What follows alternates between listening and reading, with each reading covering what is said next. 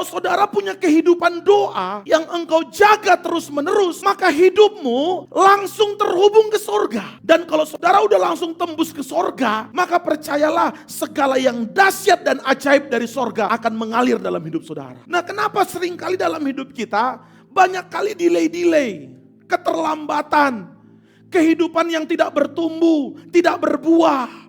Pekerjaan kita sering gagal, rumah tangga kita sering bermasalah dan gak mengalami terobosan dalam Tuhan. Karena seringkali hidup kita ini tidak langsung punya koneksi dengan sorga. Saudara beribadah dengar firman, saudara punya karunia-karunia Roh Kudus dan hidup dalam berbagai manifestasi Roh Kudus. Tetapi kayaknya hidup kita lambat, gak ada pergerakan, gak ada kehidupan. Kena masalah dikit langsung jalan di tempat. Kenapa?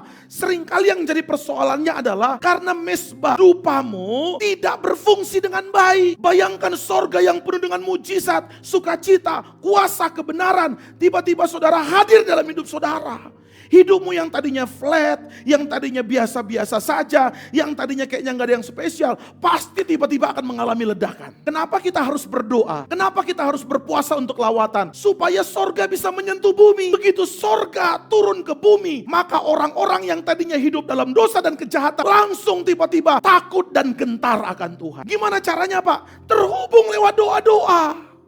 Mesbah dupa adalah perabot yang menghubungkan ruang kudus dan ruang maha kudus. Dan di ruang maha kudus itu ada perjumpaan pribadi dengan Allah. Karena firman Tuhan berkata, aku akan menunggu engkau di atas tutup pendamaian itu. Artinya kalau dalam hidupmu ada doa penyembahan yang engkau naikkan setiap hari, maka saudara percayalah atmosfer sorga itu akan terus menerus mengalir. Dan suasana sorga itu akan menciptakan mujizat, menciptakan terobosan, menciptakan kemenangan yang dahsyat dan ajaib. Tidak ada atmosfer kekalahan di sorga. Dengan mesbah dupa yang kau naikkan, penyembahan yang kau naikkan, itu yang membawa saudara bisa masuk ke tahta Allah. Doa ini menghubungkan engkau dengan sorga. Saudara mau mengalami terobosan dalam hidupmu, pekerjaanmu, rumah tanggamu, datang berdoa, datang menghadap hadirat Tuhan, masuk dalam jam-jam doa, terhubunglah dengan sorga dan nantikan terobosan besar. Gak ada doa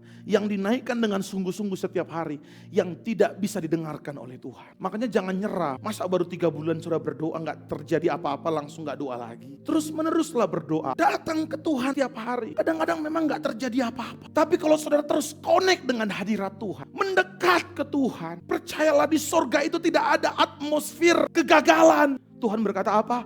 Adakah aku menunda-nunda waktu untuk menjawab doamu? Tuhan gak suka menunda, saudara. Yang pertama itu bicara tentang berkat terobosan, berkat kehidupan, berkat pertumbuhan.